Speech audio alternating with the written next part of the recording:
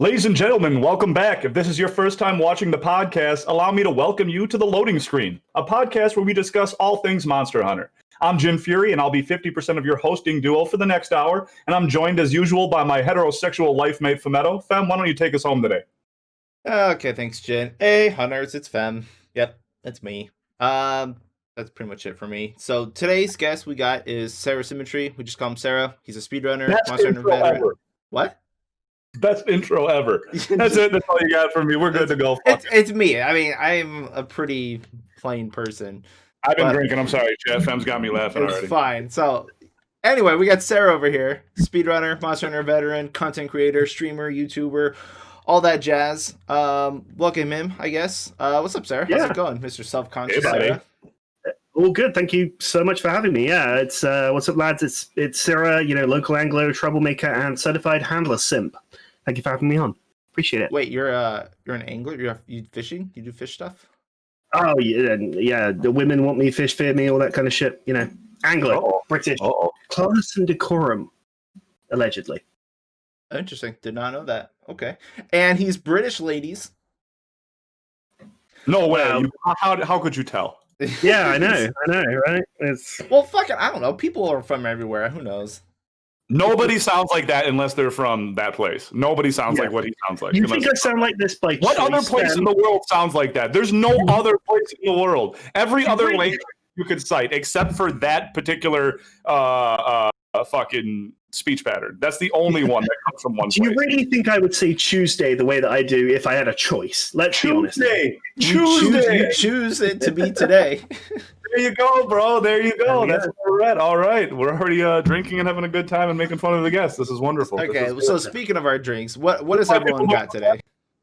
All right, Jen, you first. Let's see what gravy you've busted out for us. Today, I decided to grab a big-ass thing of Kettle One vodka, and I poured it into peach iced tea. So I'm just here getting lit today. So cheers. Nice. I'm being, typical snob femme here, and I've got a 2011, is this a Zinfandel from LDT down here in Paso Robles. Good old red wine, because it's the only thing I can really drink before noon and not be a complete alcoholic. So, yeah. Is it really is it the product that determines if you're an alcoholic, or is it more like what you're drinking out of? Now, if you were like, hey, it's 7 p.m. and I'm drinking out of my own shoe, I'd be like, well, listen, fem, it's whatever. Versus you're like, well, it's 9 a.m. I'm having a mimosa. You know what I'm saying? I guess that's true. It's 1 a.m. and I found this beer that somebody spilt on the ground. I think that's sort of the line there, Exactly.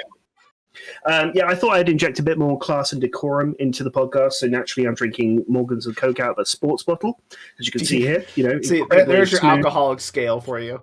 There we go. And we found the drunk, ladies and gentlemen. 8 o'clock your time now. The drunk. So past 5 p.m., anything goes, man. I don't care what you're doing, what you're drinking out of. That's fine. Oh, yeah, absolutely. Also, I'm very clumsy, so I've lost a few laptops to a gesture and a water going over. So this has a lid, which allows me to be as safe as possible. Oh, fancy. Okay. Well, Sarah, we can start off right here, kind of jump right in today, ladies and gentlemen. Sarah, why don't we have you introduce yourself? What brought you over to Monster Hunter? You obviously played games before. You're a little bit of an older gentleman like myself. Why don't you run us through your history, and then what made you transition over to the old Monster Hunter? Yeah, absolutely. So I actually did start Monster Hunter with the first one on PlayStation, believe it or not. It was, God, I can't even remember how old I was, probably 12, 13 maybe. For reference, I'm 25 now. I was just shown it by some friends, picked it up, thought it was fun. Then we had a competition. So my friends fucking sucked, and I was a god.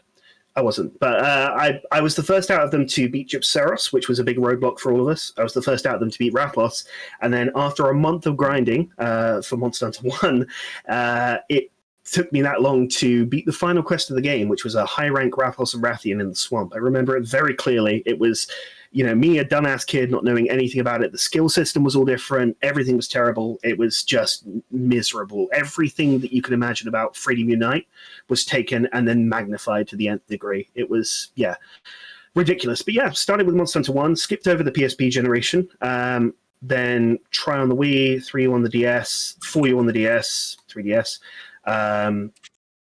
Generations, and then after that, well, after messing around with a few other spin-offs, then Iceborne and fifth gen. Well, I suppose there's a whole world in Iceborne.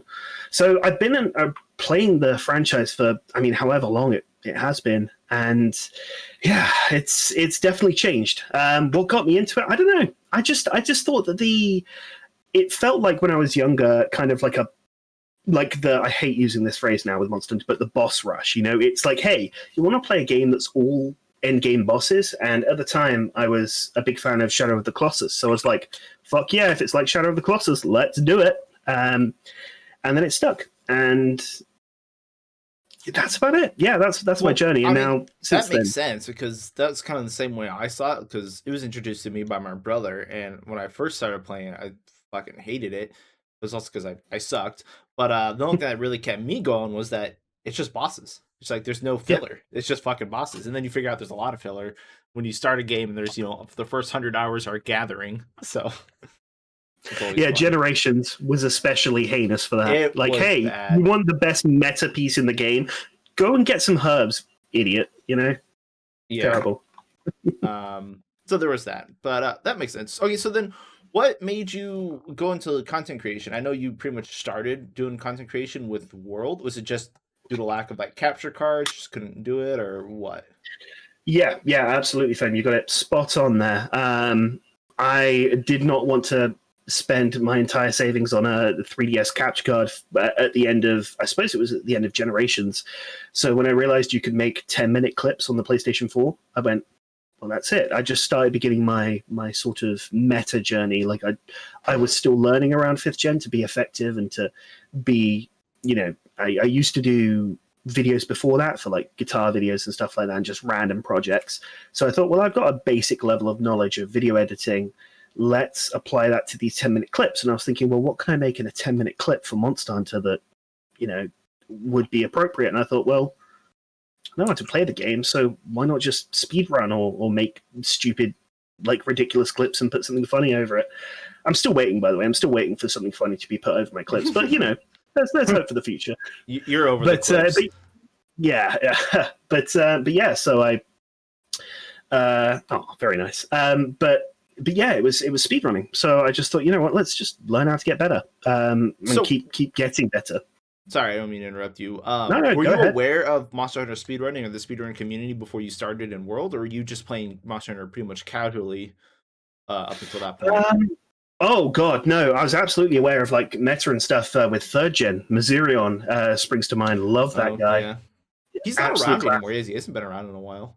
Nah, 2 years at least since the last video. Absolutely. Well, he was you would have loved him, fam. Heavy bowgun, just gunner in general. Oh, I know. New Zealand fucking made a career out of powerlifting, for Christ's sake. He just went, yeah, you pussies, you want to speedrun a Zenoga and Portable Third? And just fucking lifted weights. It was amazing. But yeah, Mazirion sort of clued me onto that stuff. Then the usual suspects, Aki, Kanta, things like that. I didn't start focusing on the meta stuff until around about probably the middle of Generations, actually, and then the end, and then going back to 4U, the end of 4U. Yeah, I'm ashamed to make. I remember one set I made, which was a greatsword set made from the Kezu high rank armor that was called Cleric, and that's kind of all you need to know about that. Yeah, this is my confession. I see Jin's eyes widen. I'm about to get a fucking spanking. I just heard it, and my eyeballs popped out a little bit. I was smoking on my choke. I just heard it. But yeah, my quote unquote meta journey didn't really begin until then. And then with 5th gen, I just went all in. Probably because it was easier to do, to make the content, and to, I used to save a 10-minute clip onto my PS4, shove it onto a USB stick, shove that into my laptop, and then edit it from there. And then I kind of, mentioning Mazirion, I kind of looked at his stuff and I went, well, I like that. It's simple, it's to the point, there's no fluff, there's no BS, it's just facts. How about I just learn the facts or to the best of my abilities and just try and educate people to do better? And that's the best kind of content, man. I try it. You know, That and you can only OnlyFans. try. Sometimes you miss. Sometimes you don't get it right. But at the very least, if you've got that in my head, at least if you've got that desire to educate and help people to improve and gently nudge them along, and then if they start being sniveling idiots, And you kick shove them them. up. Yeah, exactly. Just out of it. Shove them, backhand, and they're either going to get pushed away or they'll get back up. They'll go Yeah. exactly. Yeah, absolutely. So, yeah, that's kind of where it came from. I mean, I've been a simp for this series for God knows how fucking long. Like, you know, most of the time it's the only game I play for a very, very, I'm in very the long same while. boat. It'll be like once a new Monster Hunter game comes out, like that's it for years. That's all I'm playing. It's just that. Yeah, I was lucky enough to be well, I say lucky, it was inheritance, but I did get a Switch, and I thought, yeah, let's experience the Switch. It's nice to have the Switch. And then Rise was announced, and I went, well, there we go then. There we go. That's like an investment I don't need to worry about. That's like an unfortunate, if sad, coincidence. Well, but we don't know. Everyone's saying that there's supposed to be a Switch Pro, and saying that like fuck, it'll be like Monster Hunter PS4 versus PS4 Pro, where you know if you're playing on the base Switch, then you're gonna have like 2-minute load screens and shit like that. You know I'll what's cool? suffer. That you two, you know, you both have played this game, and you both have gone from where you started to where you're at now, and 95% of the player base has not done that over 10 years.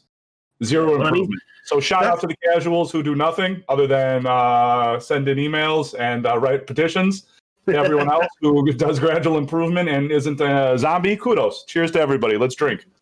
To improvement, there we the go. point of the game. Yeah, getting good. Why is there a timer there? That doesn't matter. Idiots. Idiots. Idiots. I don't know. I've always found that the improvement just comes from the like the understanding. Like, let me give you an example. That's the problem. That's exactly the problem. Is people either don't understand, don't want to understand, or don't try to understand. They're apes. Literally, like, let me give you an example. 4th gen Hellblade Glavenus in Rage mode. It has its tail in Blast mode. It puts it in its mouth. It does a spin. What's it going to do after that? Do you know? Because I know. Wait, is this I G don't rank? know Because he what- does the second one, the follow up. Second one, he does that in high rank as well. You're absolutely right, Fem. That understanding. And then after that, what does he do? He does a taunt. Brilliant. Avoid those 2 attacks. You can go in, punish the head. Beautiful. That understanding to me was so fascinating that if I avoid this and avoid this and avoid this, you know, the triple jump from Nagakuga, that kind of stuff, that is Pattern so just, recognition. Yeah. it's the most basic shit, you know, square peg, square hole, right? But so many people don't see that with Monster Hunter, and it's mental. And that kind of understanding is, you know, the stuff that made me go like, I haven't seen a video on this shit. Fuck it. Americans will listen to anything an English person says if they say it with a low enough tone. Why the fuck not, right? Yeah. So But I it's don't actually know. speaking of Glav though. There was one person, I forget who it was back in Gen, because I struggled with Glav when I first started, and I think was it Megumi or someone was doing Greatsword, kind of like a how to deal with Glav with a Greatsword video. It was like a quick 3-minute video, and I fucking loved that video. I got so much better at Glav after he just pointed out, hey, it does this after this. I'm like, oh, it does a backstep when it's gonna jump, and I was like, these little things that I didn't see at the right away just You know blew my what's huge mind. to me? Speaking of Glavenus, because I actually stand by the fact that Glavenus is 4th gen Glavenus, at least, is one of the best designed monsters in in the series. It's a great fight. I But still like him in World, but it's not the same.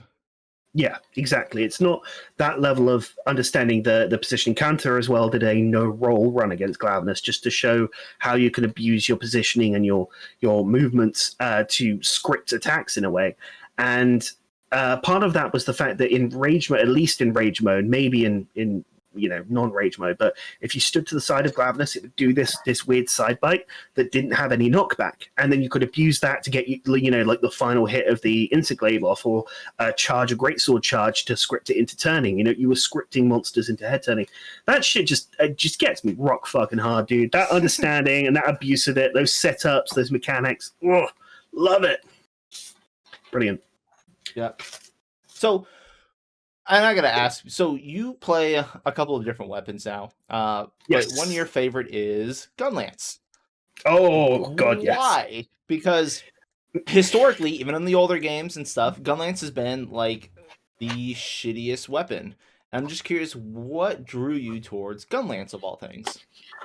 So, let's see. Gunlance, after skipping over the PSP era, The never name? really played it. What was that, Jin? The name gun plus lance. I mean, to me, I mean, that's yeah, obviously that is that's the second for me. Okay, that's what But- draws everyone to it. That's not what Yep. keeps them playing, because there's Exactly. not very Suck. many reasons to keep playing it. Yeah, absolutely. So I flirted with Gunlance a little bit during 3U because of the moronic underwater controls. Gunlance was actually fairly tolerable, I suppose. You know, something like Sword and Shield or Dual Blades would be suffering to use underwater in 3U.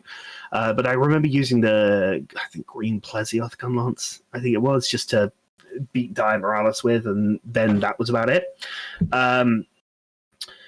But then I just all but abandoned it for 4th gen. It didn't interest me in 4U, and then give me a pedestal here, because the fucking heat gauge in gen. Jesus Christ, what were you thinking? They ruined the gun. They just ruined everything about it. It was a bottom tier weapon, as you said. You know, for the entirety of it. I think since second gen, and then portable third, it was, you know, a bottom tier weapon, and then. Sorry, after that, I should say. So basically, for the entirety of the fucking 4th gen, it was unusable. It was terrible. And then they bring in the heat gauge. They go, hey, fellow Gunlance enthusiasts, how about you take this Gunlance, and if you want the same motion values as you had in the previous game, how about you do an arbitrary mini game of gauge management and this kind of piss and filth? And it was awful. It was awful. There were some cool hunter arts, but that was the problem. Is like, I thought the actual like idea around it was okay. Like, nobody likes playing mini games with their weapons, but I didn't think it was that bad. But the fact that they nerfed the motion values just so you had to play a mini game to get the same motion values, it was like, why? Yeah, exactly. Like, fucking why? Who thought that was a good idea? It was like giving somebody a tightrope and say, "Hey, I know we've given you your dinner," or like a mother saying, "Hey," to a child, "Hey, I know that I cooked you dinner every night, and you're only 3 years old, but now you have to walk across this tightrope if you want to be fed." Like, it was that series of bullshit. I loved the idea of Adept Gunlance, especially in the hands of normal shelling, because you could fast track to a full burst and then just get out of there, and you had like an instant recovery move. That could have been Depth guard so was good too. I love the depth guard. It was amazing. It was amazing. But in 5th gen, I actually started with the Basilgeuse Gunlance, because in 5th gen with World, the meta, I believe, was Slap Lance. So I had the Basilgeuse Gunlance, which with minimal handicraft investment got to white. Then the Devil Joe Gunlance, and I had so much fun just doing the same combo and just slap, dunk, especially on, you know, the Wraths, you know, Azure Rathlos, normal Rathlos, Pink Rathian, things like that.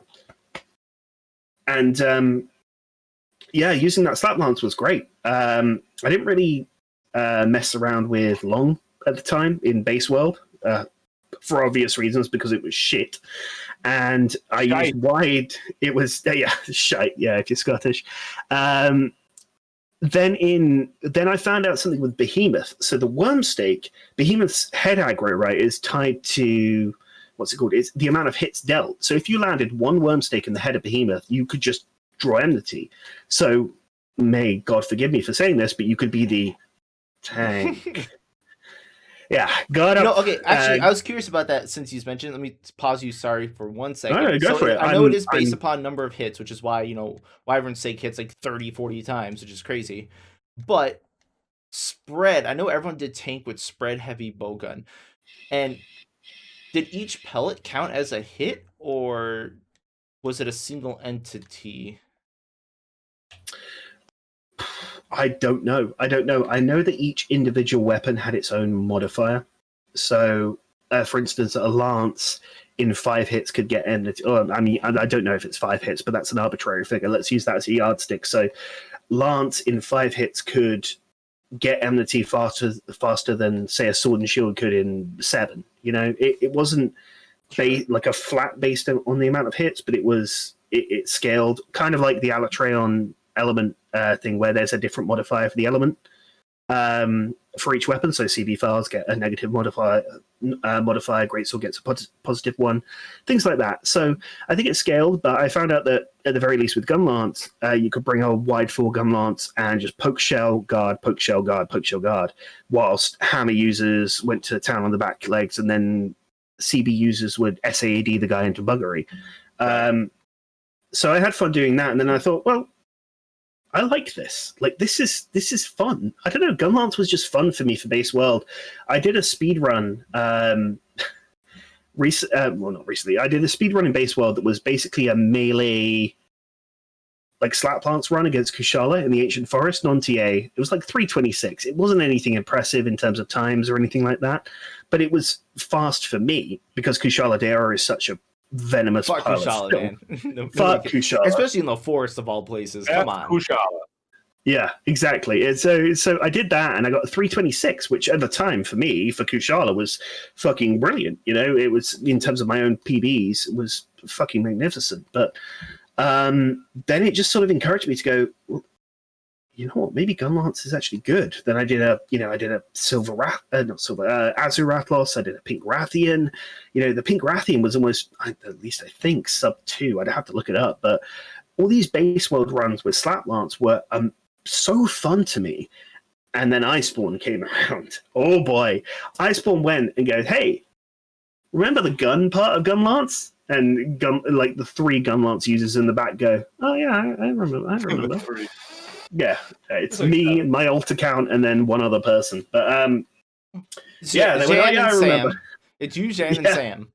Dude, TSC's new run was fucking nasty. Oh, yeah, that's right. TSC's doing that dude is so gross. Let's talk about that for a sec, actually, before we get onto Iceborne Gunlance. TSC has been clapping cheeks with his aerial GL shit. Jesus Christ, almost sub 1 on Azure? Are you kidding me? Yeah, it don't matter the weapon, dude.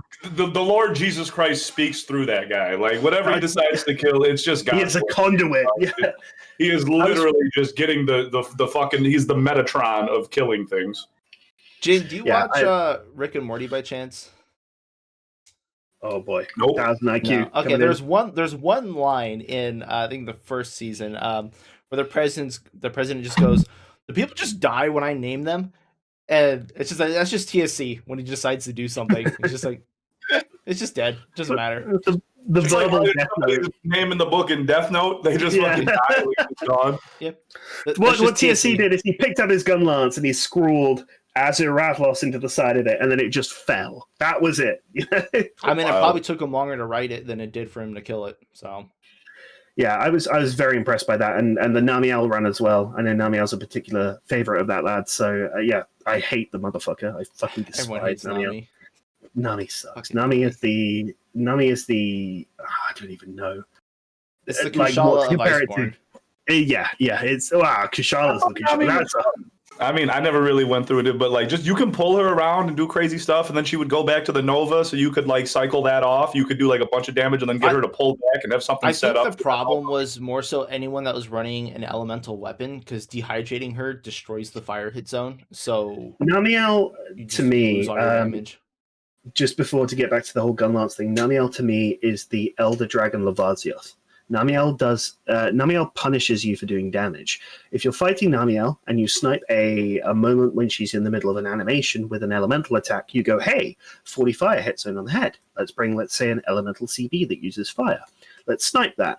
Okay, great. But if you attack her in the middle of the animation, she gets points towards her dehydration count. It's a real fucking stupid system, but eventually you'll dehydrate, at which point your elemental damage is worth dick. It's much in the same way that Lavazioth goes, hey, heat me up. I'll give you better damage. You break the part after doing damage, and then Lavazioth goes, haha, weakness exploit, what's that? Fuck you. Like, it's that tier of punishing you for doing damage, whereas, like somebody we mentioned before, 4th Gen Glavenus, rewards you for doing damage, or Bloodbath gives you openings for dodging attacks. Right, because you get like the throat explosion, and you get topples and stuff like that. Exactly, you get taunts, you get animations that you can exploit, or you get an easily abusable hit zone and stuff like that. Namiel doesn't do shit of that. Namiel is scum. I hate her so much. Sorry, I keep interrupting, but like that was Interrupt one of the reasons. me because I will not stop if I am unless I'm interrupted. That's one of the reasons why I didn't like Glav in World is because they separated the head and the throat hit zone for the neck break for the topple. And I was like, you can't fucking hit his neck. Like I don't care what you're doing. Like even guns, like you hit like 4 of your 7 hits are going to be on the face rather than the neck. It's like you have to hit the neck to do the throat explosion. Like, are you shitting me? Come on. Yeah. I'm of the opinion that you only ever hit the neck hit zone on accident when you're trying to hit the head. If you get fucked up positioning, it's always the case. But yeah, to finish up the whole gun lance thing, I'm going to be nattering on like an idiot. But to finish up the whole gun lance thing, then the worm stake was introduced. Then level 7 shelling was introduced, and what drew me back to Gunlance was, again, Kanta. Kanta did a normal 7 run against Stygian when Stygian first dropped, and I can gush about Stygian and Gold Rathian for years, but seeing that made me realize how much burst damage the Gunlance now has. I'm not ashamed. Man, yeah, it's ridiculous, Jim. Absolutely, it's crazy. And then it's a good weapon now for sure. Oh yeah, 100%. 5th gen Gunlance, like I feel like 5th gen Gunlance is a completely different weapon compared to the previous iterations. Because it's usable. Yeah, and it's good. It's just so enjoyable. The locking of it. I've done Ruiner runs, I've done Stygian runs, I've been messing around with Teostra and Element, like that to me, and it's a weapon that a lot of people love to see as well. Talking strictly from a content creation business point of view, people will search for Gunlance runs because they want to see how it's done properly. Because there's not very many out there. And who makes all the videos that everybody don't even how dumb he is, and like they talk shit about it, and they're like, "This is the worst shit ever," and then everybody posts on his video. Who is that? That's you know what it is. You know what it is. It's a lot of people. You know what it is. Who posts that like every time. There's like he talks about Gunlance. Who am I thinking of? Cow. He's wrong all the time. Is it Cow Slayer? Cow Slayer. There you go. That's it. My bad. Sorry, dude. Whoever you are, I don't know you, but you're wrong all the time. It's the thing about this, and we can cut this if needs be. But the thing about this is, it's the long 6 simping. I'm not ashamed to admit that I used to be in love with long because it's just so fucking easy. It's the sticky light bow gun of melee weapons. You stick the stake in anywhere, you do fixed damage. That's it. You win. And it's safe and it's easy, and it only requires 3 damage skills. You only need artillery, you only need capacity boost, and you only need focus. You can put sling and capacity in there for a bonus. I used to love it. It was easy, but then you see the fucking size of the cock on normal gun lance. Sorry, the size of the entire shaft and balls on that shit, and it is busting out damage like nobody's business. It is so powerful, and it just looks way sexier too. It does. The full burst. It's amazing. Long worm stake management is frustrating at the best of times and rage inducing at the worst. But I fucking hate worm stake. That was actually why I kind of like Gunlance and Ice, because they're getting rid of it finally. Because I've got a lot of questions about Ice Gunlance, but I'm sure we'll get to that at some point. But yeah, the long Gunlance simping. What I'm going to say is that if you think that the Fatalis Gunlance should have been long 7, no, idiot. No, get an IQ test, stop huffing paint thinner, and shut the fuck up and actually play the weapon for once. Because for Christ's sake, you want to take 390 true raw, you want to take minus 20% affinity. Well, I mean, and if you're doing purple, long, you don't need the affinity anyway. You don't need any of those stats with long. You want to waste all of those beautiful melee stats on a long gun lance? Do you know the weapon? I'm so mad about it. I love gun lance in 5th gen. Seems like it, yeah. That's my piece. Dude. Yes, Jen. Now that we finally got you to come out here and show your face and have a couple drinks with us, are you going to start streaming with your cam on, or are you going to keep hidden in the darkness? So it depends. I mentioned this to Fem as well. As a larger lad, I'm quite self-conscious. But dude, we're in America, man. I know. I'm saying this I'm American. Bald, I'm going overweight, and I play a children's video game, bro. Like, what are you worried about? You look fine. Chill out, bro. Ain't nobody judging on the internet. Or, I mean, everybody is, and they're all clowns. Like, just call them fucking losers and move past it.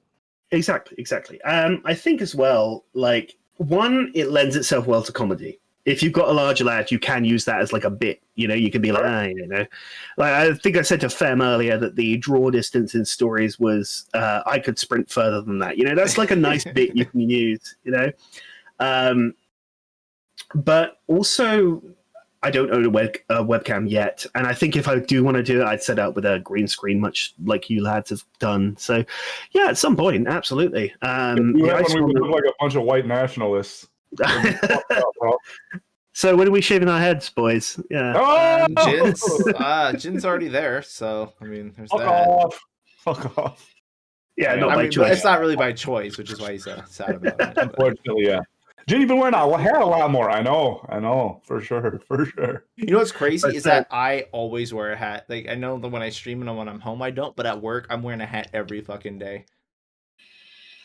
I'm jealous. I can't do it, dude. Epidermis.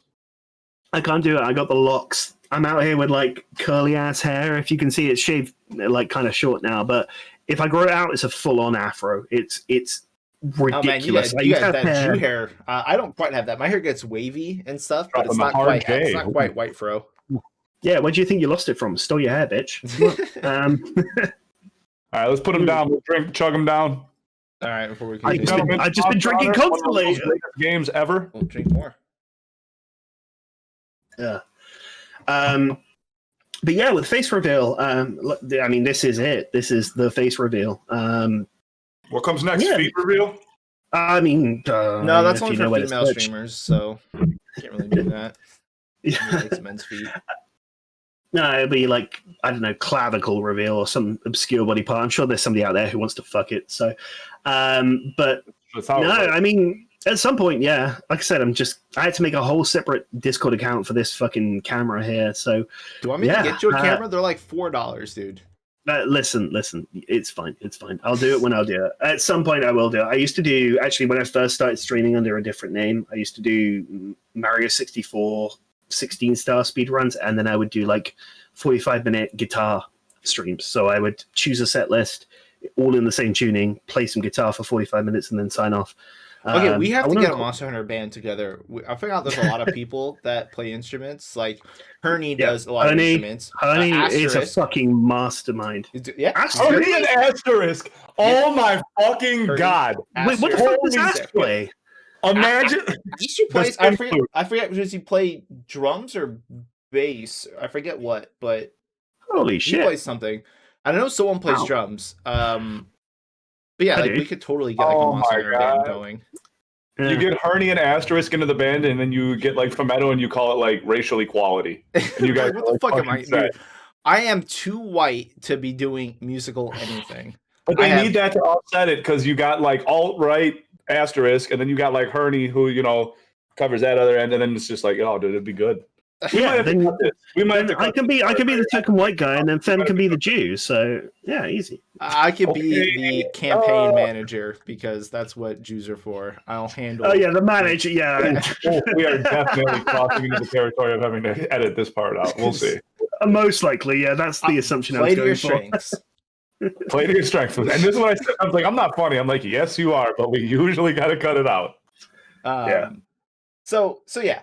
That would be cool. Actually, I didn't know you played instruments too. Why don't you do that? Like, why don't you do more guitar streams or whatever under your Sarah account? Webcam stuff. Yeah, I'd love to at some point. Saving to buy a place right now, so I think once I want, go property market and all that shit. Once I buy my own place, I'll do that. Because it's I'm not to toot my own horn, but I'm a pretty fucking decent guitarist. So and I can also. I know. I could also do some Monster Hunter shit for a crossover, but I need to get back into practice though, because let me tell you, playing some Trivium and stuff like that, the gallop picking, like that shit, tough as fuck. At some point, I assume. Yeah. Okay. We'll have to get you the webcam and get you on that. Then. At some point, Sugar Daddy fan, love it, love to see it. Right. So what you are streaming right now, though, you're doing story stuff. A lot of us are doing story stuff now. You started the whole story craze again. It seemed like because Aki's starting to play it, Deus is playing it. I just did it, did my Nuzlocke, and you're still playing it. So why did you start playing stories again, and what are you doing now in stories? So stories, it was the Nuzlocke, yeah.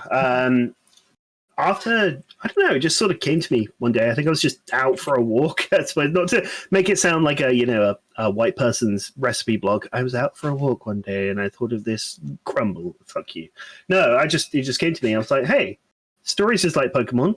I love Nuzlocke runs. Hell yeah, let's do this. So yeah, people have done it before. But there have been, like you said, a wave of people making Monster Stories Nuzlockes and just runs or like blind playthroughs and stuff, and it's been brilliant to see. I think that Stories is a fucking fantastic, underappreciated by both the community and Capcom entry into for the sure. series. Well, it's also because it was an spin-off title that a spin-off of a game genre that isn't very popular here in the West, anyways.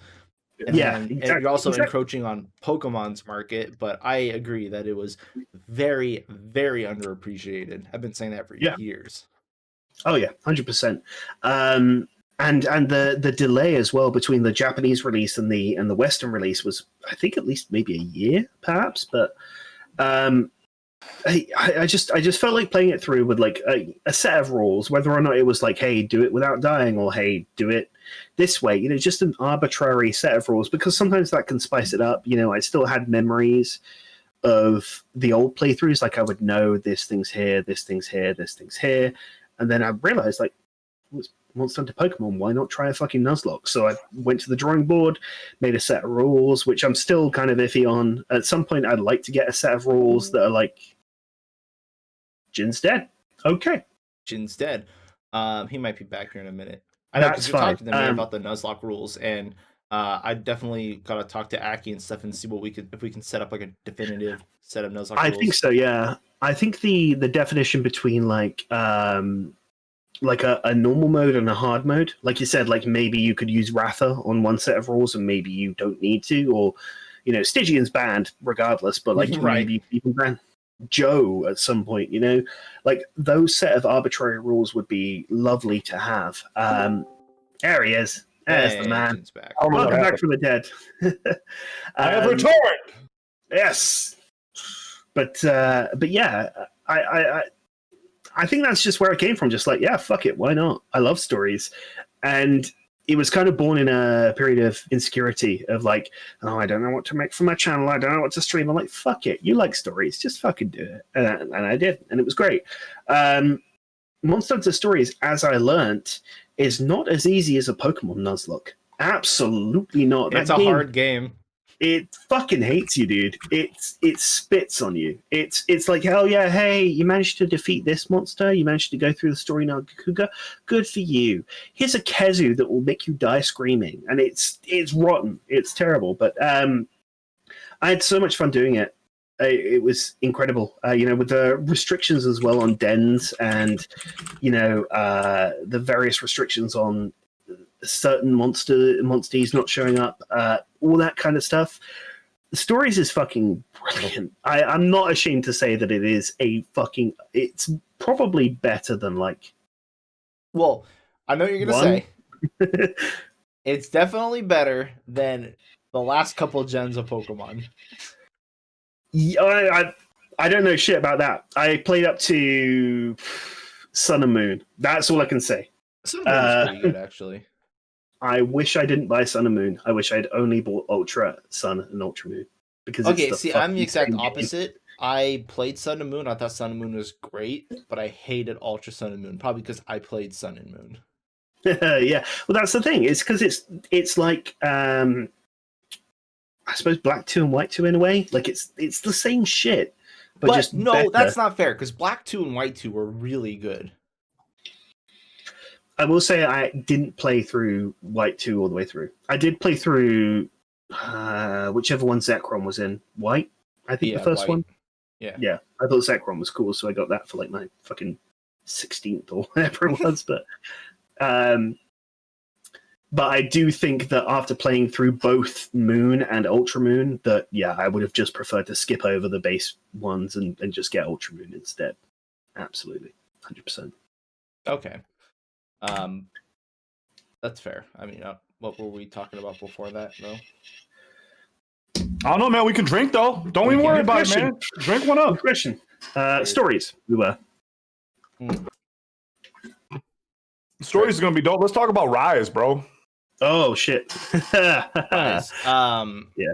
I keep saying this every time people bring it up. I am very hyped for Rise. I know a lot of people don't like the way it looks or don't like that it's a Switch title, whatever.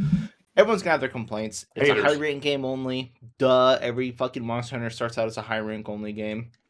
Yep. I get it.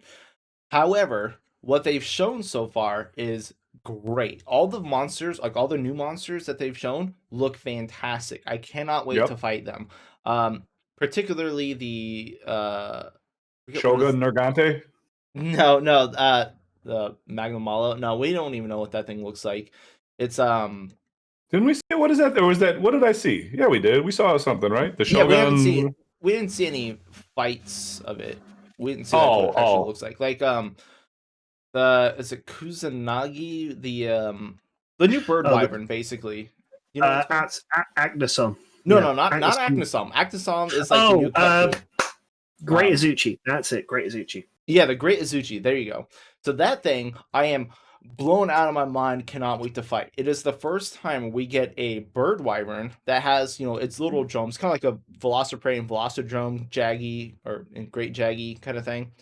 But it actually does commands to attack with all its drones nearby at the same time, or do like synchronized attacks that do one after another, and you have to actually fight the large monster with the small monsters at the same time. They're not like fucking Balhazak where you just got birds crashing into you during the fight. They actually sync up with the fight, and you have to manage that. And I think that's going to be probably one of my favorite fights in the game. I know it's a fucking low-ranked bird. It's going to die in 5 seconds, but sure, looks fantastic.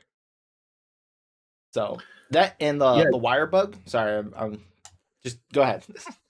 No, by all means. Okay, so like the wire bug, we were all very concerned with, thinking that, oh great, it's another fucking clutch claw. But since they've shown like the 5 minutes of gameplay trailer that Socks narrated, which was really cool by the way, except that they did it in like 720p, so it looked kind of bad. But even so, we got to see that the wire bugs are ridiculous for mobility. You can fucking tech roll out of getting pushed over with them. You can do all sorts of like jumping around and stuff in the fight, and they're on a pretty gracious or generous, I'd say, generous cooldown where they're going to be like, you're going to be using them all the time in a fight. They're not like you know, you have like a 30-40 second cooldown. It looks like it's like a 15-second cooldown at most, and you get 2 charges, and I've even seen it with 3 charges. So who knows? It looks great though. I'm really excited for Rise. Yeah, same. It's going to be very funny to see how monsters adapt to these like instant knockdowns in a way. Agnesom was a particular highlight because that's one of the main ones they've shown the gameplay of, because it has a kind of like the crab AI where it's facing one way. It doesn't have head turns where it goes 90 degrees, and then it faces you. It just back hops in a way. It like reverse, like horse kicks you in a way. Yeah, the gameplay is going to be fucking odd to adjust to. One way that I thought about it is, you know how if we take Greatsword as an example, where you can unsheath, sling a burst, and then go into a new charge, that's going to be very, very strange to see, because I think that the wire bug is like exact same as like the skipping animation. No, sorry, let me correct myself. Unsheath, sling a burst, true charge slash. It's like that shortcut there, but with Wirebug, you have movement with it. So you can pull yourself to another area and then do the true charge slash. So that could be something interesting from there. And then the recovery from attacks is, you know, much like other entries into the series, things like that. So I would love to see more weapons, though. I want to see my weapons. I want to see Hammer. I want to see Gunlance. I want to see CB. You know, I want to see all of it. You know? Yeah, we haven't seen like Italy from guns either. So yeah, all you know is that you can strafe. Well, I mean, that's the thing. So they're porting over basically World movesets, it looks like, to this game. So it's going to play a lot like World. And that actually has me very concerned, because I hate World gunning a lot. Yep. And, But what they did show with the heavy bowgun, it looks like the walk speed is way faster than it was before. Like you can walk and like strafe and shoot with a heavy bowgun really fast, and that almost has me concerned. That's going to mean two That's things. what bowgun needed. It needed more mobility. I was worried about bowgun Yes having and more no, stuff. but here's I mean, heavy bowgun is. shut up, Jen. It's such a Okay. low tier weapon. It doesn't So, do much. It needed that help. Okay, but that's the way I have concerns. So there's only two reasons for heavy bowgun being as fast as it looked. Either A, it's going to be just more broken as fuck, which is Yes. scary to think about. That's Or it, B, yes. it got nerfed to the ground so much, you're like, hey, why don't No. we just give it more mobility? Because that's the No, only it- reason why heavy bowgun is the strongest weapon. Is because it's Then the what's slowest weapon. light bowgun going to do then? I Die. haven't seen it. Screaming. Shit. That's what, It's so now kinda you just run with light bowgun? Like you're faster with it out than without? Like what are they going to do to this thing? Well, like, I don't know. It's like base game world. Light bowgun was dog shit. It's true. There was, It was no doo-doo. reason to play light bowgun. Heavy bowgun, Dumpster once you water, got for sure. glutton, it was just better. Doo-doo butter. Absolutely. So I'm afraid that either like heavy bowgun is still going to be just a monster of a weapon with even more mobility with wire bugs and the walk speed now, or that it's shit and they made it faster to compensate, but then light bowgun's going to lose all of its identity and then light bowgun's going to be garbage.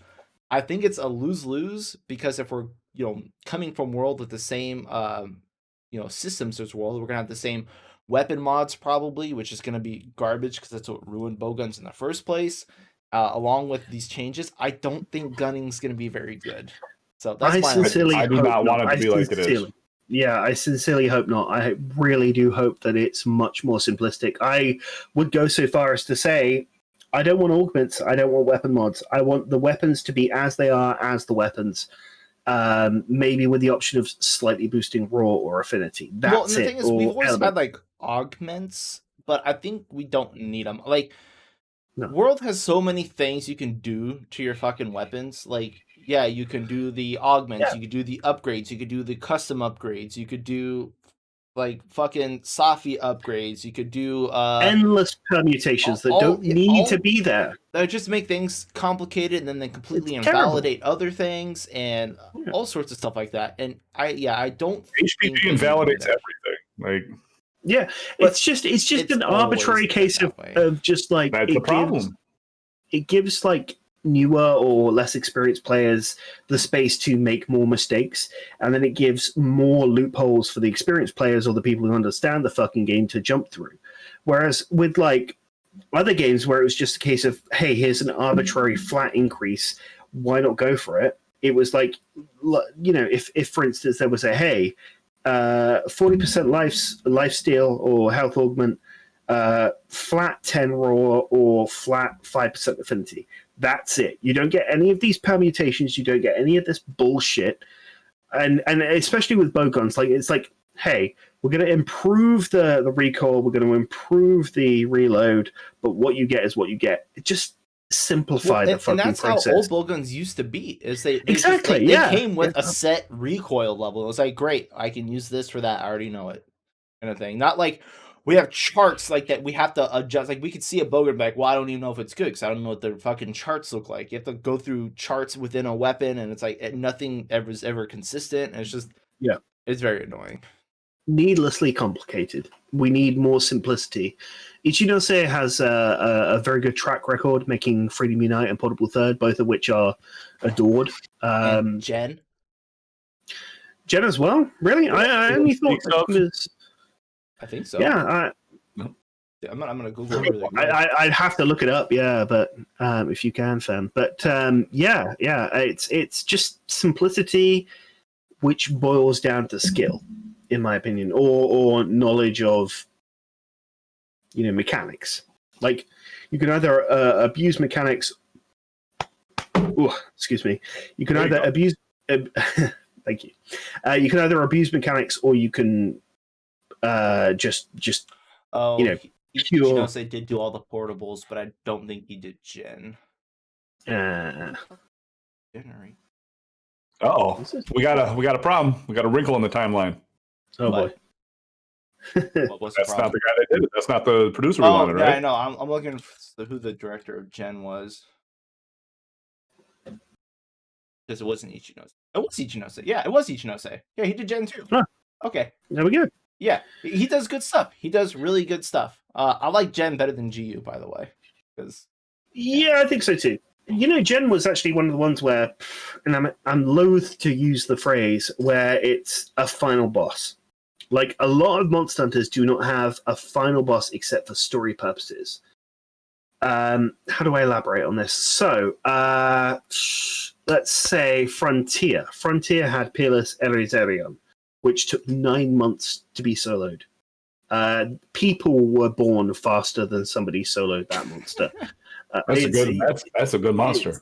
It's no, it's not. It's really Good, that's a real good monster. What's the other one here? GU. There was, I believe, like a hyper. No, there was the Valstrax. There was the Forget Big Sis Valstrax. but wasn't that an event quest? An event quest, yeah, exactly. There was a Teostra in 3D Unite, I think the Jump Teostra. There was the Clashing Fist Brachydios in 3U. Generations had its final boss, quote unquote, because in my opinion, final bosses should be the best gear is locked behind it, but you need to go through the most effort to beat it. And that was Fire Emblem Rathlos, or Silver Rathlos, I should say. Yeah, dude, Fire Emblem That Silver Lost. That's a crazy bastard. quest. Yeah. It's scary. Ridiculous amounts of health. High rank, when GU was introduced, the high rank Hyper Silver didn't have as much health or as much damage or as much anything as this event quest. It was god forbidding terrible. One shot everything. It was just basically big one shot. yeah, I remember it. It was a good fight too. Scary. But then you beat fight. it, and then you got pieces that were because that Silver Low set was the best set in the game. Everyone used it. And then the what's it called? The Lodestar. That was it. Lodestar gave you crit up and tenderizer and expert and all these meta skills, all that kind of shit. It was like the gear was also worth it. It was used in a lot of GU endgame sets as well. Mm-hmm. And that's kind of, in my opinion, what's indicative of the arbitrary endgame boss mechanic, where not only, like, you know, I mean, what's the toughest fight in Iceborne right now? No, Base World. Let's take Base World. Hardest fight in Base World hardest fight in Base World was Arc Tempered Nergigante for sure. Ancient well, Legend, maybe Arc Tempered Safi. I mean, not Safi, Xeno. Nergigante, once you learn how to lock him, I don't think he's that bad. Yeah, but in Base World, it was Ancient Leshen. You think Ancient Leshen was harder than AT? Well, I guess it was. I don't like AT Xeno. I really did. Well, I don't like large monsters, but yeah, I guess Ancient Leshen would probably be it. Just Base World, not Iceborne. Base World, Ancient Leshen was a slug of a fight. It was terrible. It had so much HP. It could trap you if you went to it solo. You could do it in a team, yeah, sure, why not? But it was just worse in every way. And then the gear that you got from it was like, you didn't get a good set of gear that had, like, I don't know, weakness exploit 3 and 2 triple slots on a waist or some shit like that. You got nothing. You just garbage. Yeah, you got a sword and shield and dual blades. Great, thank you. You know, that's like the antithesis of this whole Hyper Silver thing, because Hyper Silver gave you shit that you wanted, or fucking Peerless Bogart in Frontier. You know, it gave you shit that you wanted. That kind of mentality is good, because you should feel the accomplishment from beating that monster. Mm-hmm. You should feel rewarded for it. Whereas with World, it kind of pissed it away, you know? Yeah, that makes sense. Yeah, I get you. Yeah. Anyways, yeah, that's my bet. Okay, I mean, yeah. I don't know where we were going with this. I've kind of lost track. Talking about Rise. We're talking about Rise. Oh, Rise. Do it. Rise. Yes. Right. So we were talking about Rise. I don't know what we're talking about though. Yeah, it's a good ducky. Good do. Jin, any thoughts, inputs on Rise? What have you seen from it so far? So, you know, World was my first title, right? And I really enjoyed everything World had to offer at its initial inception. As it went on, just because of PC, like the game kind of changed a little bit for me, because I was there for the competitive aspect, and like they kind of started removing, I would say, skill Like I'm just gonna call it out as that, and just by with the things that were then available. I'm excited because that'll take longer to do on Switch. You know what I mean? And I don't think they're gonna bring Rise to PC from what it seems like. Don't think so either. It seems like it's gonna be a Switch title, so that's cool because Nintendo keeps it locked down. I don't think they've ever ported a Monster Hunter game anywhere other than GU to Switch. Well, this is different though. So they never did it with World, right? So you look what they did in the marketing, how much money they made. People double dipped. But no, we knew that was coming for PC. It was coming on everything from the get go. Oh, okay, cool. I didn't know that. We didn't know it was going to get delayed by a fucking year or whatever it was. Good for them. They really fucked everybody. I have to sell the game twice, man. I think once I understand specifically how like the vertical maneuvering is going to factor into the actual fights, because I'm hoping it does more stuff than just help you traverse the area. I understand it's getting to a mon and helping cut time out and all that stuff, but at the same time, you know, like you were talking about, like, you know, having it on a shorter timer, I want to see that really be involved in some fights. I want to see some monsters that have like 15-second AoEs that are required to, you know, use that to dodge or to, you know, take out of some form of attack. I really hope they use those mechanics because I'd like to get as many layers into this as possible, because I think that's what makes Monster Hunter so good, is the amount of difficulty that's inherent in doing the game optimally. Like, you know, you're basically circumventing it. You're getting around it because you're outplaying an AI that's designed to kill you. And, you know, just that concept is just so fun at a competitive level. I just want them to just turn it up a notch, you know, turn the volume up, not with the support tool of like a Clutch Claw, you know what I mean? And which again, we've already touched on. It's not going to be like that. That's what it seems like. It's going to be a much better experience this time. I want it to just continue on the trend of being a little bit difficult. And it sounds like these portable ones, these ones that you guys were talking about, these are always like the better ones. So I'm actually kind of looking forward to this. The idea of go ahead. Sorry, go ahead. I would say the best part is no PC. That's right. The best part. Actually, I'm looking forward to no PC is huge. as well. That's the best part. Like, I'll do runs because of no PC. But also the portable games, because you got to remember, Monster Hunter is done in two different teams. There's like a main game team, and then there's the B team. And the B this team, one's doing 4 years on it, right? 4 years so far for this one. What do you mean? Yes. They've been doing the game. I believe They started with World. After World was finished, the portable team was still working on Rise. Yeah. So, I mean, it's been literally in development since shortly after World, or, you know, maybe during World, it just started. During its World's launch? Yeah, like they've been working on World, because World's only been out for like 4 years now. Like, just getting on 4 years. So they had to have started Rise like either before World launched or as it launched, basically, and just said, okay, here, we're going to use this as a base and go from here. And that makes sense. And the B team has always made really good Monster Hunter games. They've always been a bit different. They've always been kind of out of the box, you know, with new mechanics and new things. So I'm actually really excited because, like, yeah, Portable third, great Monster Hunter game. Gen GU, it was all B team, great Monster Hunter game. Kind of excited to see where they take Rise. And then there was something I was gonna say, but I got sidetracked. While you're stumbling for words, fam, let's cut this. Just gotta adjust my phone. I didn't realize how much the battery was gonna drain. Okay, so we can be back now. Cool. All right, and okay. Go. So anyway, so what I was thinking was, kind of Jin, what you're saying with you want the wire bugs movement to be incorporated into Rise fights. How cool would it be to be like, okay, so what if monsters did like an AoE, like let's just take firewall basically to throw it at you, and you had to use the wire bug to vault over it to not get hit by it, rather than just iframe through it. If it was just big enough that you couldn't iframe through it, you just had to vault over it and use the wire bug to traverse attacks that way. Because in all of Monster Hunter, we do have a lot of verticality, but it's nothing you can ever use as evasive purposes for the most part. We have like a little ledge jump, and that's it. You can't really use wedge beetles in a fight. There's no real way to do that. The most that the games use is the insect glaive has the vault, which is good because it should be the verticality weapon. Mm-hmm.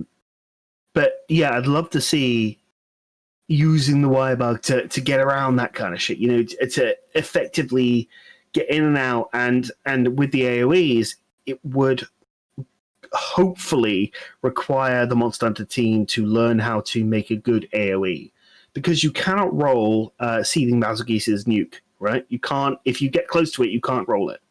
If you could roll that shit, risk reward. That should be the case, but it just doesn't. And I think that should be in place, personally. But yeah, definitely, because a lot of their AoEs, that's a lot of things people complain about in Iceborne, is that all the monsters have a bunch of fucking AoEs, and it's just like a lot of them, like if you're near them when they start it, you're just shit out of luck. It's just like a whatever. If you could roll through Volhazak's like vomit breath, if it when it goes downwards and it vomits, if you could just roll that and be fine, that would be amazing design, in my opinion.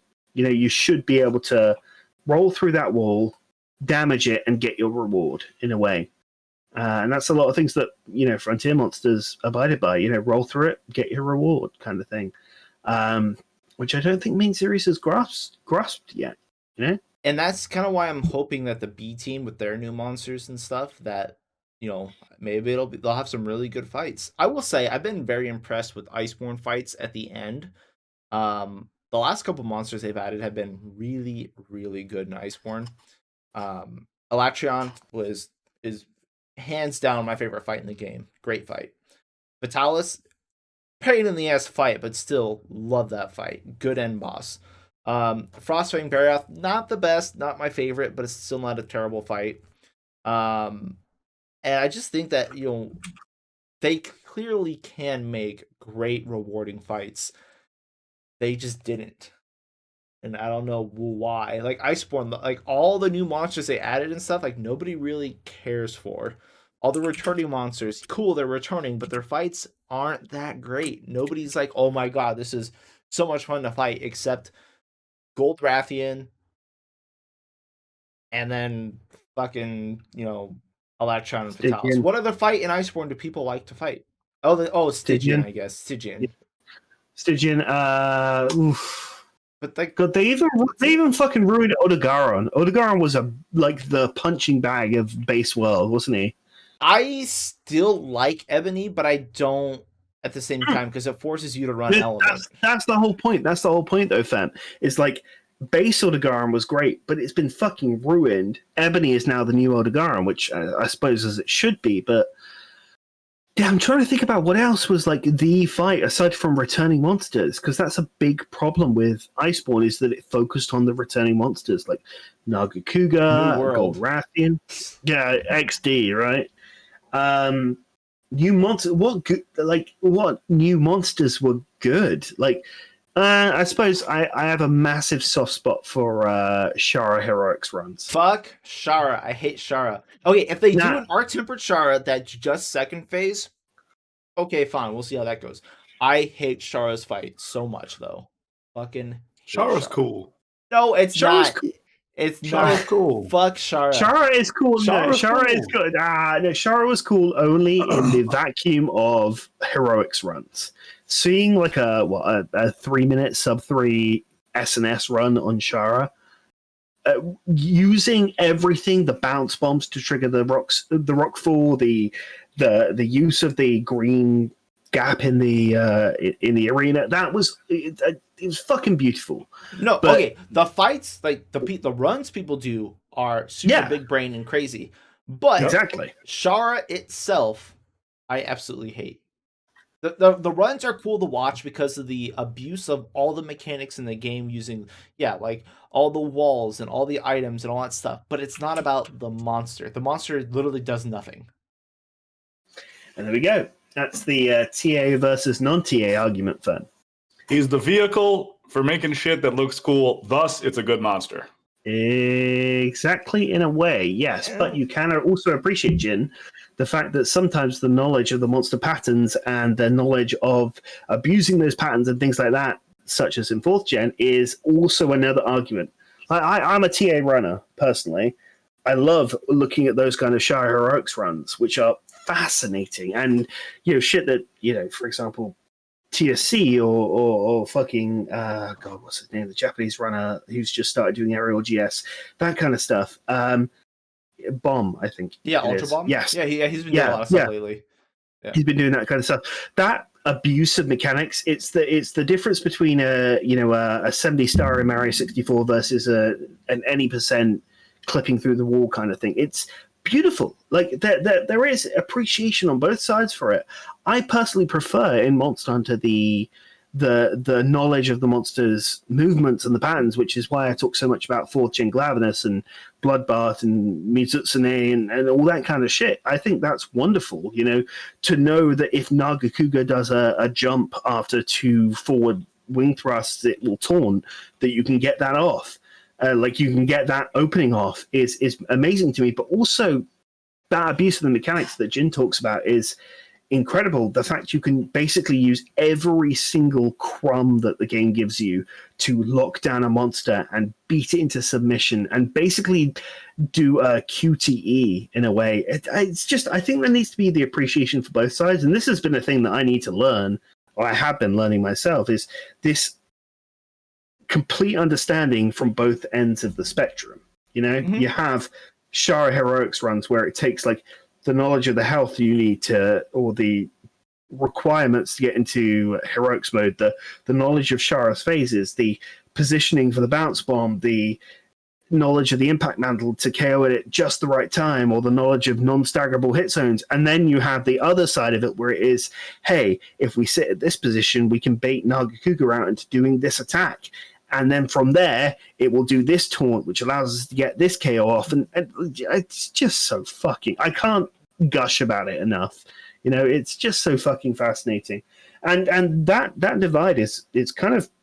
That took me a while to learn, Like, I used to think looking at these aerial runs, I won't mince my words here, looking at aerial runs and looking at...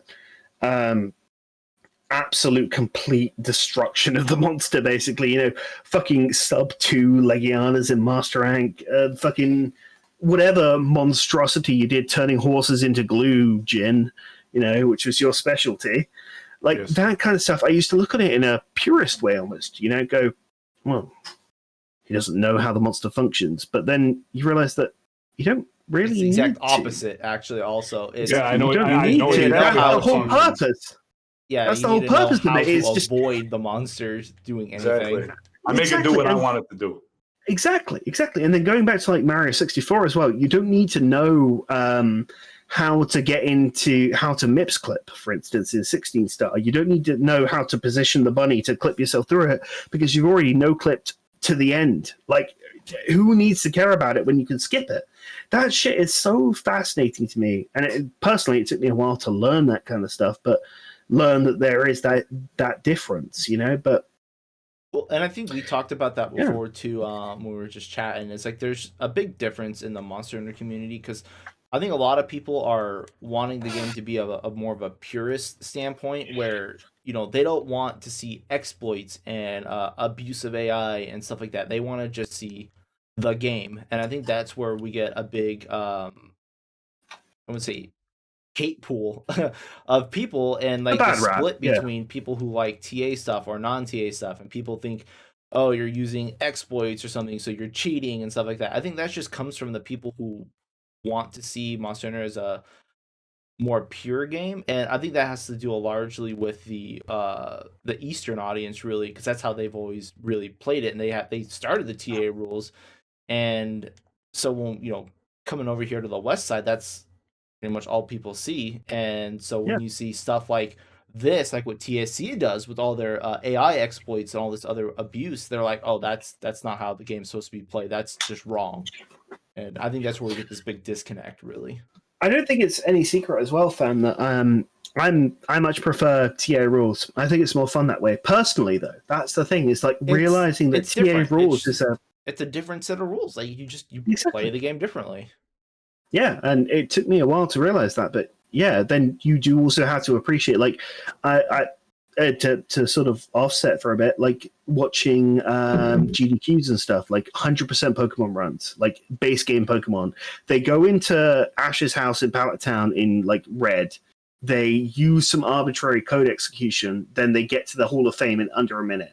Like, that's still fucking impressive, though. Yeah. And, like, in the same way that Jin, yourself being a purveyor of that kind of shit is, ledge locking a dumb fucking horse with hammer in, like, sub 2 minutes. It's interesting in its own certain way.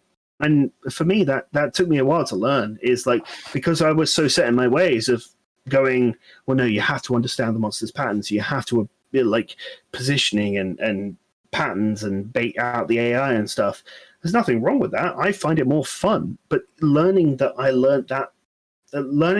found that more fun compared to the fun that somebody such as Jin or TSC might find from ledge like Bowgun or ledge hammer or ground dunks from greatsword and stuff like that was a very interesting journey. And keeping an open mind for that kind of playstyle for speedruns. I don't think you should keep an open mind for being better, to be honest. I think you should always try and strive to be better if you're going to be playing Monster Hunter for any significant while, in my opinion. But I mean, if you're not getting better, what are you doing? There you go. You're just fucking rotting, exactly, yeah. I don't know. It's just finding the joy and the understanding in those kinds of playstyles was just so fucking fascinating. Like I could gush. Somebody stop me. Let's move on to the next topic, please, before I make a fool of myself. I already have, but okay. So, okay, I want to talk about stories too, since we actually don't really know anything about that. Why don't we know anything about that? They haven't shown anything about Stories 2, only Rise. And I get that Stories 2 is going to come out afterwards, so I mean, I guess they can show stuff later, but in the meantime, any expectations, hope? What do you want to see in Stories 2, since we don't know shit about it? Lots of mons. That's it. Lots of mons. That's the only thing I need. Lots of variations. Jin, actually, I'm interested to hear your opinion. You were in the Fem's finale of his Nuzlocke. I want to hear what you think about Stories. So far, I told him as soon as I saw it, I'm like, this looks like a lot like Breath of the Wild on a smaller scale, and the game looks dope. Like, it's fun, man. Like, I watched it, sat there, chilled out, smoked, and just had a little coffee, and I was like, okay, I could definitely get behind this, dude. Like, as soon as the new one comes out, I'll get behind Stories too. There's probably no marketing on it right now because they're putting it all behind, kind of waiting for COVID to kind of figure out what they're doing. They're probably just delaying everything that they can, saving their dollars. I mean, that's usually what most of the stuff revolves into, is just, end of fourth quarter EBITDA. So they're all concerned about dollars and cents, spending marketing on something that's not going to show up until Q1 that'll give them a turnaround. So they're pulling back on all the reins right now. Now, I bet January we'll start seeing a bunch of stuff, because then they can start impacting quarter one financials, quarter two financials, all that stuff. It's all just timing for when they're going to spend their money. That's all. We've got we know when the game's coming out. They'll start showing the stuff as we get closer, and when it still makes fiscal sense for them to get reporting on it. So Q1 it'll begin probably pretty heavily. Yeah.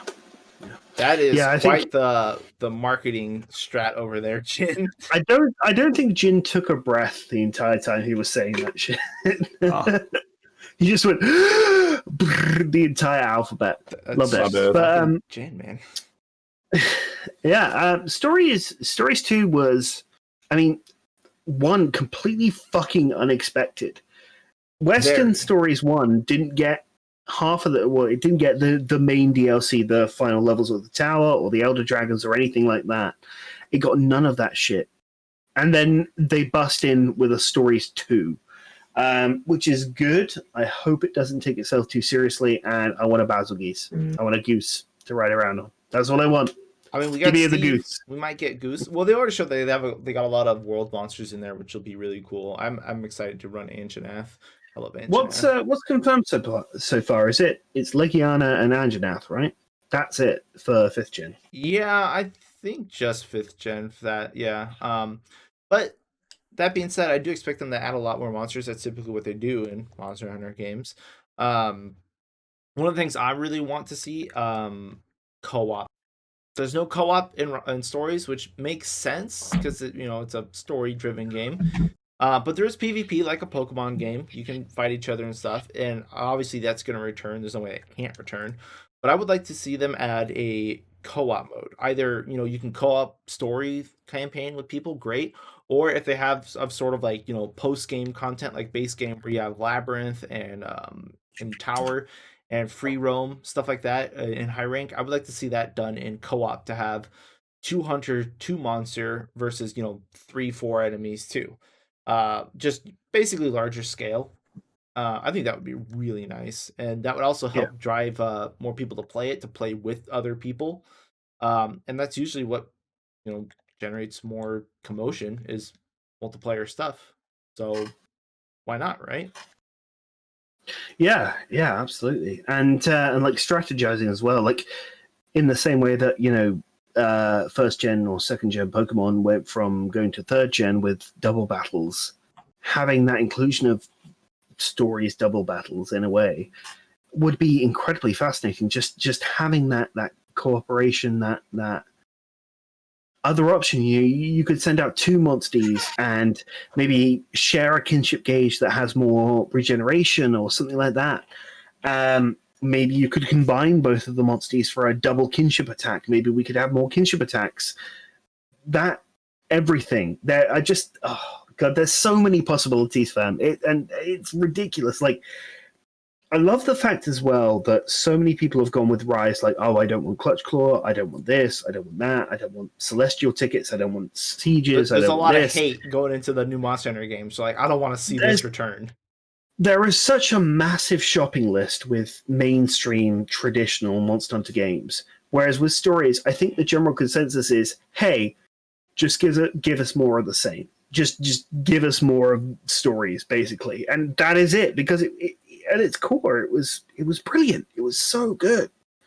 They could make gene splicing easier, for sure. Yes, There's yes. So okay, you if mentioned people this. think You mentioned this. RNG is Yeah. bad in Monster Hunter games, trying to get like a charm or a deco.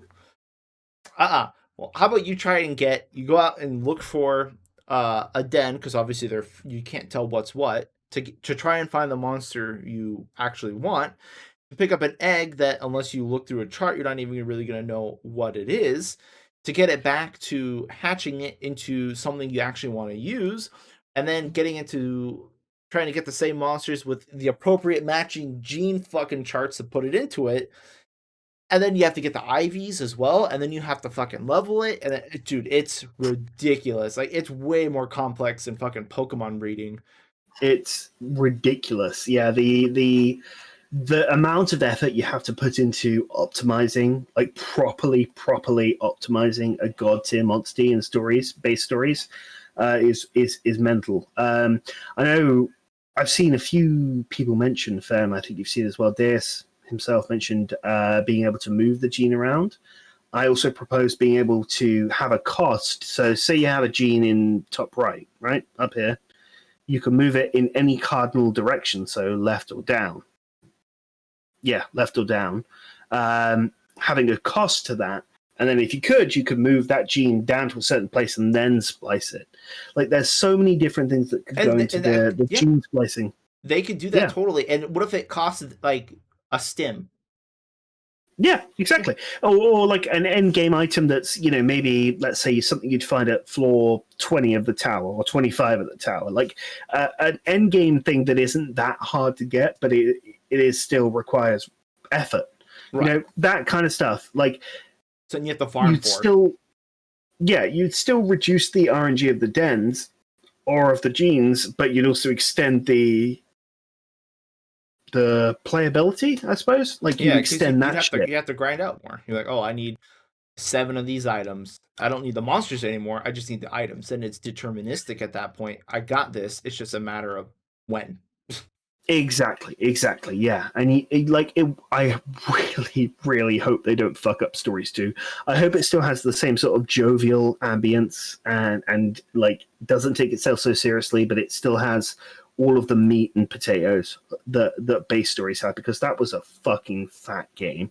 I had mentioned before, and I think it's very amazing that you can take Monster Hunter, and they do this in every fucking game. They have the same skeletons, same animations, and the same attacks every fucking game for the monster, and then they add little things to mix it up here or there. But for the most part, it's the fucking same. And you could take that with the same animations and make a turn-based Pokemon style game, and it looks so natural, like flying around, diving, swimming, jumping on all these monsters. Their death animations, their attack animations, all look so goddamn good. And it's like you could do so much stuff with this Monster Hunter IP that I think hopefully in stories too, they take more of that basically and do infinite other things. I don't know what you could think about, but like I I don't know how I could put it. Like shit, I'm fucking drinking too much now. Okay. Dude, it's same boat, dude. Imagine if you had a hand grenade and you put a hair tie around it and then put it underneath your cooker. That would be it. That is stories. All you need to do is pull the hair tie away, and that's it. You've got yourself a fucking nuke. That is stories. I am firmly in the belief that stories is a diamond in the rough, an explosion waiting to happen. It is just that good. It has its problems for sure, absolutely, but it was born on the fucking 3DS. Imagine just a base stories port to Switch. Imagine how much the performance would improve. Well, the frame, yeah. I was gonna say, and I'm surprised they didn't port it over to the Switch. Like after they announced Stories 2, because it's supposed to be a direct sequel. Like, hey, this story continues. It's after the fact kind of thing, and they didn't go, hey, you can now play Stories on the Switch. Like during the announcement, like we ported it over, pick it up from the eShop. Like, Yeah. why the fuck not? I know, and you could have, your I mean, at least 30 FPS, but decent draw distance, decent performance, decent fucking everything. Maybe the 3D was fucking with it, perhaps, but good lord, I would buy that shit again. If for stories sure, came to the because Switch, it actually looks really good. So I'm playing it on Citra right now, and I know we're Yes. cranking up the native resolution because the 3DS looks like dog shit. I mean, the 3DS was shit hardware when it came out, but even more so now. It's fucking what 10 years old at this point. Old. But story still looks pretty damn good for a handheld game. And I don't think it's that difficult to make stories look really fucking good because they're taking the same exact assets, as I was mentioned before, from all the other Monster Hunter games. It's the same shit, same everything. And they're making a different game out of it. And I think that's amazing. And if you actually put like stories on the Switch, I think it would have sold way better than the 3DS version. Oh yeah, 100%, absolutely. Full DLC as well. Fuck it, slap Yeah, that they shit didn't really down. like the US in that regards. We No, got shafted absolutely. on their I'm like, DLC. oh yeah, do you wanna ride basically the Monster Hunter equivalent of superlatives? Do you want a Teostra, a Rajang, a fucking Kushala? Yeah, fuck you, Dice Screaming. That was yeah, terrible. I am glad to hear though that Stories 2 will have a universal release. And that's great because I think they're starting to realize, especially with the world, that Monster Hunter can be a mainstream popular game. And Yeah. they're actually going to be releasing them worldwide, even stories, the fucking offspring, rejected, retarded child of Monster Hunter. And they're going to be like, yeah, okay, we can do this. Sure. Yeah, it's brilliant because I don't even know how to express my love for the stories spin-off in just that it's fucking good. It's just fun. It's a if good you've never game. if you've never played stories before, people I don't know, to appeal to the viewers, I guess, but if you've never played stories before, just give it a run through. Regardless and there's tons of way you can do it. If you don't have a 3DS, you can play it on Citra. Runs great. Besides the blurry thing, Android emulator. Yeah, BlueStacks. Yeah. Phoenix, another streamer we had on the last podcast, has been playing it on BlueStacks.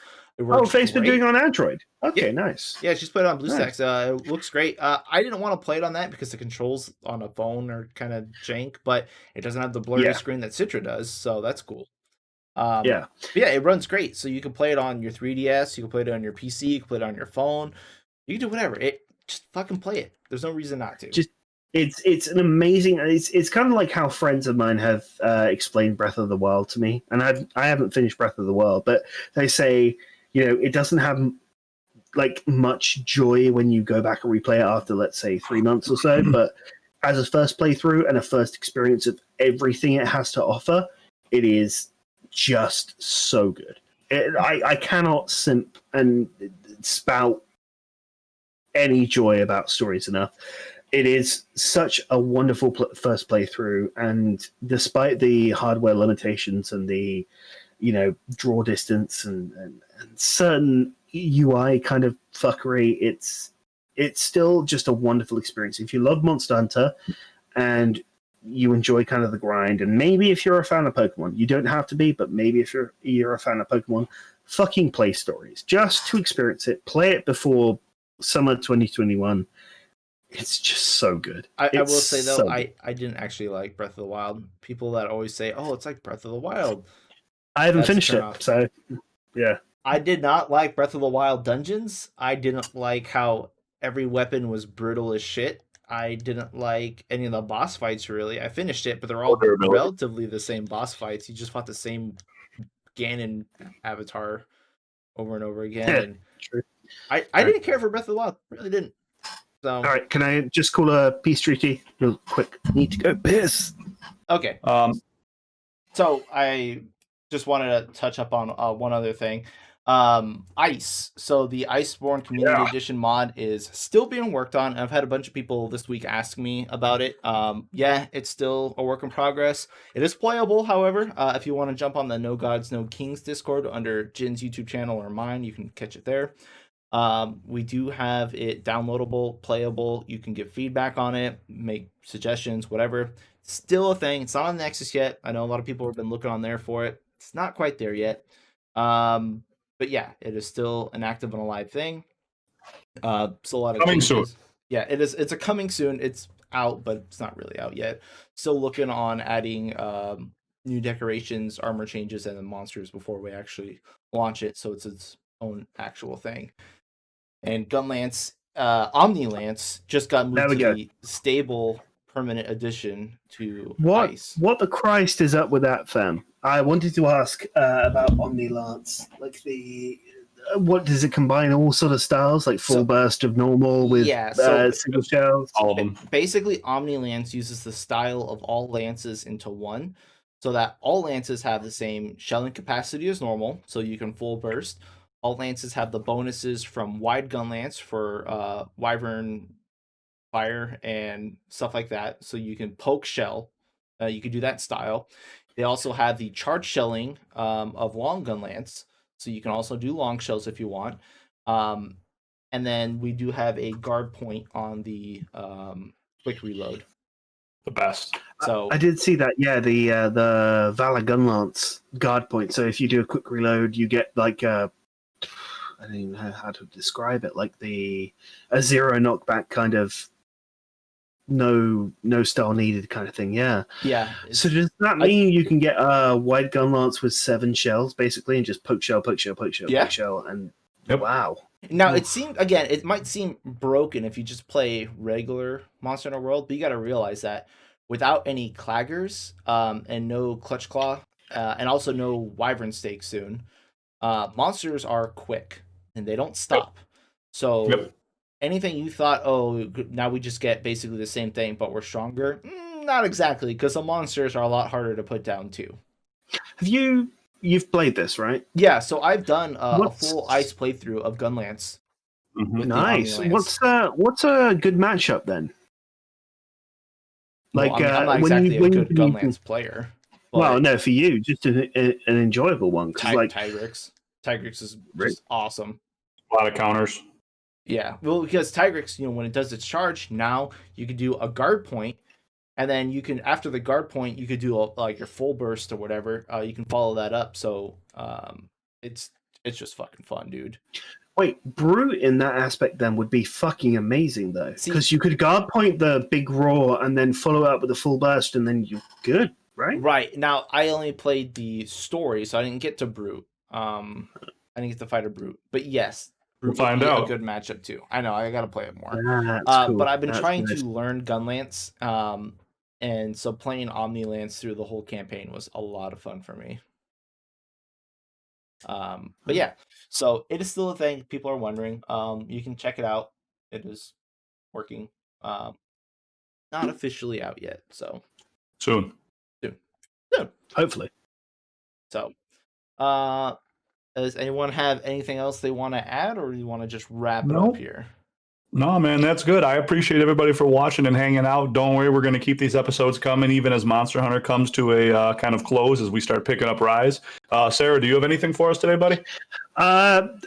Look up Frontier stuff. That's about it. And be mindful about the content you're watching. Are they making videos to be a YouTuber, or are they making videos because they love Monster Hunter? You got to learn that distinction. But no, I want to thank Jin and Fem for inviting me. This was an entertaining episode, and yeah. Well, thanks for the face reveal, man. Thanks for being here, buddy. This pasty ass face. I moisturized like 5 times throughout this episode. It's terrible. You're fine, buddy. You're totally fine. All right, cool. Well, thanks for hanging around, Sarah. And then we'll catch you on Discord and talk more story stuff later, I guess. My pleasure. See you soon, everybody. All right. Peace, guys.